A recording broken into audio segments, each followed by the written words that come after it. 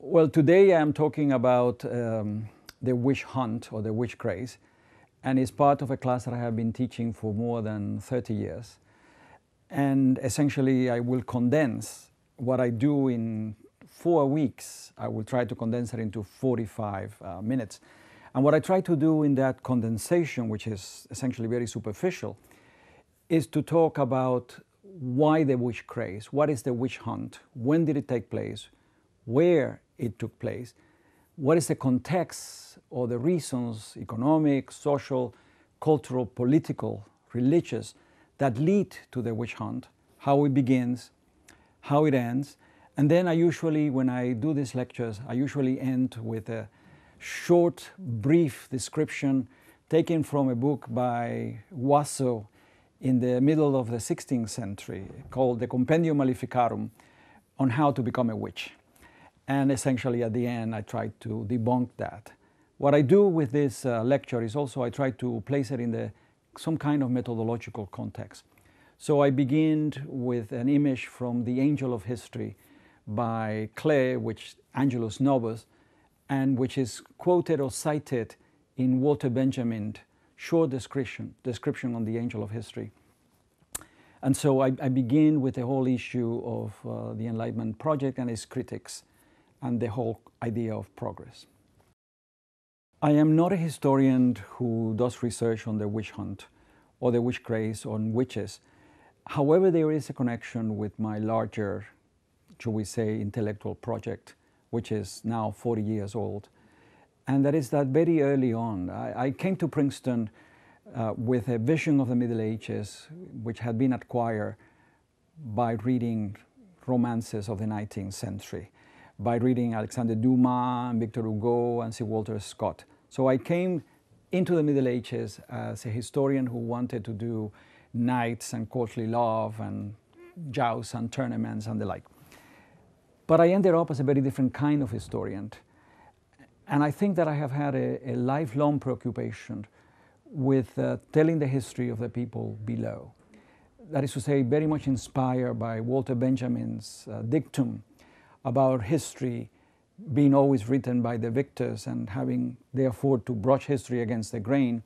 So that in that sense, I am more interested in the persecuted than in the persecutors. And that the witch craze and the witch hunt connects deeply with my own intellectual interests, which is peasants and marginal people and the like.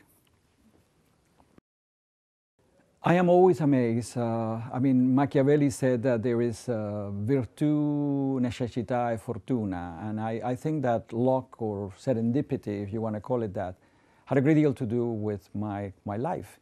I was going to be a lawyer in Cuba. The revolution came. I was part of the revolution. I was not going to be a lawyer after that. Then I came to the United States. I wanted to be a teacher, which is essentially what I always wanted to do, to teach. I come from a family of teachers. I had close to 10 aunts from both sides of the family who were primary school teachers. So I was in a school, doing college at City College of New York, and I went to visit the, should we say, the director of the social science area at Washington Irving High School, who was also somebody who taught in the evening at City College. And I said that I wanted to be a teacher. And he said, no, that will not work because your accent is so bad that you really have to go and get a PhD and become a college teacher where it will not matter. Your accent will not matter. So having that door closed, I chose to follow the other door, and I went to Princeton to do my PhD. And it's there that Joseph Estrella, who was my master, my mentor, there taught me to appreciate the ideas of doing research. However, the serendipity of my life is that I was trained as a French historian, as a French medieval historian, and that's what I wanted to do. But those were the 1970s, and my teacher said, well, you don't have enough money to go to Paris. We were not very professional then. I didn't think of things like the Fulbright or anything like that. Why don't you go to Spain? You have family there. Why don't you do a thesis on the city of Burgos? Well, I went there. So again, another case of total serendipity that I end up as a historian of the Iberian Middle Ages. Then I think that when I went into the market in 1972, which was the beginnings of a very deep crisis in employments, I had the great fortune of getting a job at Brooklyn College and making the decision to remain at Princeton, which also was influential in my development as a historian because I kept attending the Davis Center. I was exposed to everything that was new in history, to the new methodological trends. And because I was part of this intellectual world, of the intellectual community, it meant also that I had to publish, that I had an incentive to publish, to be part of that community. So in that sense, my life has been a series of that books that made a great deal of a splash like 4 or 5 years ago about misfortunes and serendipity happening again. I have a book coming out from Princeton University Press sometime in early next year, probably January or February. It is a very big book that I have been working on. Big, I mean in terms of size rather than big in terms of quality. It is a book that I have been writing in my head for almost 20 years. And I have been writing articles and chapters around this project. The truth is that I wanted all along to write a kind of chronological history of festivals. Chronology rather than themes. But around 3 years ago, I read an account of the travels of Philip II in the Crown of Aragon in 1585, 1586. And I sort of began to rethink this project as a work centered on Philip II. So I moved myself from the Middle Ages into the early modern period, but one that will allow me to use the king and his travels and the festivals associated with the travels as a kind of a lens through which to look at festive traditions in the Iberian Peninsula, actually in the Spanish monarchy, in Castile and in the Crown of Aragon. So what I do is I look at themes rather than chronology, and within each of the chapters, I really try to keep to some kind of chronological order. So I deal with royal entries, I deal with sort of deconstructing the royal entry, I deal with the travels of Philip in particular, I look at jousts and tournaments, I look at the literary manifestations of jousts and tournaments, I look at Corpus Christi and Carnival, and then the final chapter is cycles, life cycle events, weddings, birthdays, funerals, coronations, and so on, and what are the festive traditions that are built around those liminal moments, not only in the life of the individual, but in the life of communities. So it's coming out next year, and it is in some respects a kind of return to my beginnings, because everything that I have written is mostly about either questions of power and authority and questions of the people below, that is to say, history from the bottom up. And in this book, I returned to the court, to the joust, to the tournament, with a very clear understanding that the chronicles that I am reading and glossing and interpreting are representations. They are not the reality. Many of the arches that are described were never built. They were ephemeral art. So essentially what I'm trying to do is use these festivals as a kind of a lens, use these representations, these literary representations, or these architectural representations, as a lens through which to look at the culture and the mentality of late medieval and early modern Spanish society, and by implication that of Europe as well. As is always the case, there are many works about the north of festive traditions elsewhere, but not a great deal on Spanish festive traditions. So it's a return to my first hopes and my first love, in a sense, a kind of circular movement in my own scholarship. There also seem to be many deep connections with your latest publication, stunning, A Tear of History, and your earlier work. I'd love to hear your thoughts about this book. This is something that I have had in my desk, as it were, have written for more than 15 years, and which I have never wanted to let go, because I was always troubled and tormented by the idea of a book that was deeply personal, that it was a reflection on history, but also a kind of autobiographical, not intellectual autobiography, but a kind of personal autobiography. I was always very impressed by someone who is no longer read, but who I read many years ago, who was a travel writer, Bruce Chatwin, and who wrote in Patagonia wonderful books. One of them is called Songlines, and it's about traveling in Australia. And that is partly this, and I am saying this for the first time, that's partly the inspiration for this kind of mixing the personal with the accounts. The book, in principle, is an attempt to examine how individuals and communities deal with catastrophe. How do we, in a sense, make meaning of the world, of the passing of time, of the fact that we know we are ephemeral, that we will die, that the cover of the book is Goya's Saturn devouring his children. Saturn, of course, is Chronos, time, and it's very appropriate because the book is about our fear of time. And, of course, also dealing with catastrophes such as the plague or individual catastrophes. And I choose three aspects or three ways in which people make meaning in the West. One is through religion, orthodox and heterodox forms of religion, millenarian, apocalyptic beliefs and movements.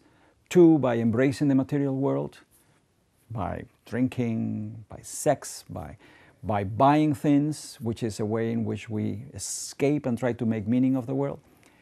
And I tell my students sometimes, you are depressed, what are you going to do? You steal your mother's credit card and you go to Bloomingdale's and you buy, you shop.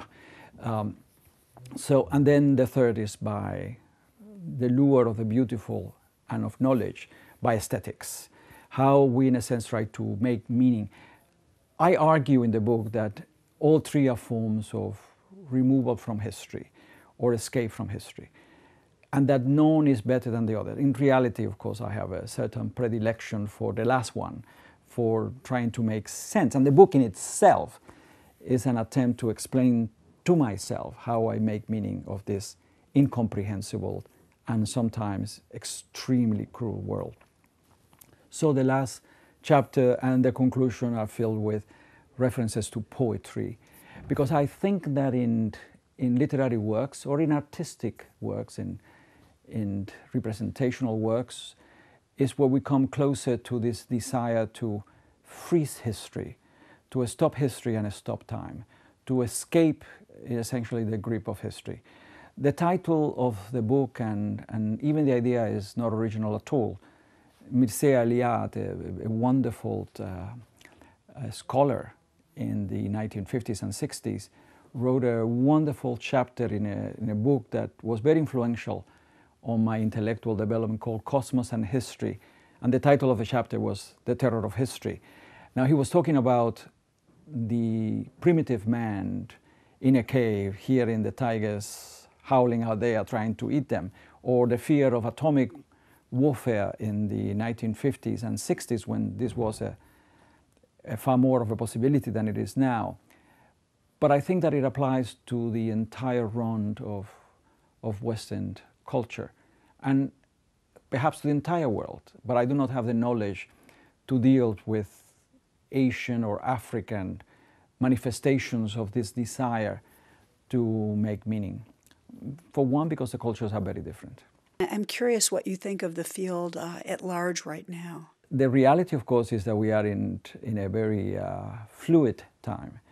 When I was a graduate student, when I was at Princeton in the 1970s, it was very clear what were the dominant centers for methodology. We knew there were all kinds of histories that were done and written, but if you were at the elite institutions, you know the kind of history you had to do. It was the history that came out of the École des Sociétés en Sciences Sociales, ANAL. It was the ANAL-inflicted school of thought, you know, the great contributions of people like Marc Bloch or Fernand Braudel and then Jacques Le Goff. Or it came out of past and present, of that kind of brilliant English, most of them early modern historians. And it was a kind of Marxist social history, which was very influential. And to a lesser extent, but very much in that same line, the Davis Center at Princeton. So that was the dominant hegemonic history. You could do something else, but it was not as, should we say, it did not have the kind of prestige of doing this kind of history. Then all these things were slowly transformed, and then we have to face the challenge of the linguistic turn. And I think that is a train that has left the station already in history, but nonetheless it really challenged the way in which we did history, because if the documents were no longer a reflection of reality or of any sort of reality, what are we going to do?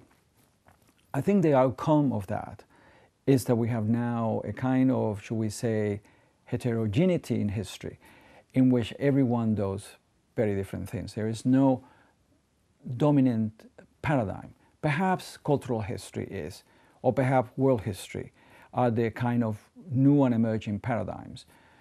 But not in that sense of doing social history. I'm still an unreconstructed social historian, so I am somewhat dated in this kind of methodological wars. But what we have is almost a Maoist let 1,000 flowers bloom, in which people do biographies, although they do it differently from the classical biographies of the past.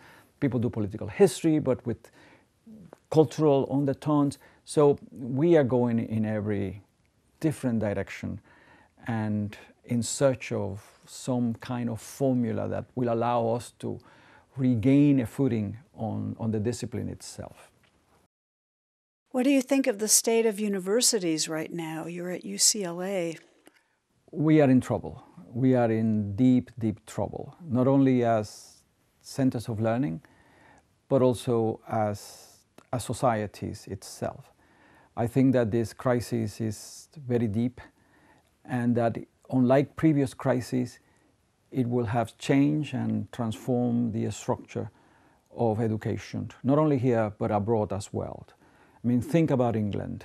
The Brown Act has essentially defunded the social sciences and the humanities, and in a sense made a choice of the sciences. I think that the attack on language departments throughout the country is really alarming and scary for people who are in the social sciences or in the humanities. The case of Albany is not an exception. The case of SUNY Albany, where language departments are closed down because they are not important, is being replicated throughout the country. In California, we of course have been mired in an incredible fiscal crisis for several years. This has deeply affected the universities. UCLA is doing fairly well, but we are asked to do more with less. The students are asked to pay more for less. This is being done all throughout the United States in mostly public universities. There are a few very rich endowed universities, private ones, or very rich small colleges that have somewhat survived this storm. But it is a storm, and it's a storm that is sweeping the country, and from which there might not be, in a sense, a way back. How do we, in a sense, keep our commitment to a humanist education? I don't think we need to apologize for what we do, but we need to explain to the country at large what is that we do. Because essentially, how could you have informed citizens without a liberal arts education? And this is not just the colleges and the universities that are being affected. This is also affecting the primary and secondary school as well throughout the country. So in a sense, we are transforming the manner in which we learned, and we are transforming and affecting the manner in which transmit knowledge. And I think that there are very heavy prices to pay for that, because I think eventually it will affect the way in which citizenship is lived, the way in which institutions, in a sense, are constructed, the manner in which we think about the world, the manner in which we read, the manner in which we interpret what we read, all this being affected. And it is very obvious. If you are a student whose intellectual curiosity leads you to the study of, let's say, classical Rome or classical Greece, and you go to a school as an undergraduate where none of these languages is to be taught, how could you ever take the next step of becoming a scholar? But liberal arts, that is to say humanities and social sciences, are not just to replicate ourselves into other professors at universities. It's to prepare people to see the world in its entirety, to see it essentially as it is. If we would have had historians in the White House, we will not have gone into Iraq or into Afghanistan, because any historian could have told you the problems and difficulties we're going to find there. And it is this absence of historical knowledge or understanding, the absence of learning languages. When you learn languages, there is something that happens to your brain. In fact, one of the great enemies of Alzheimer's is learning a language. So essentially, what we are doing is transforming the world in which we lived.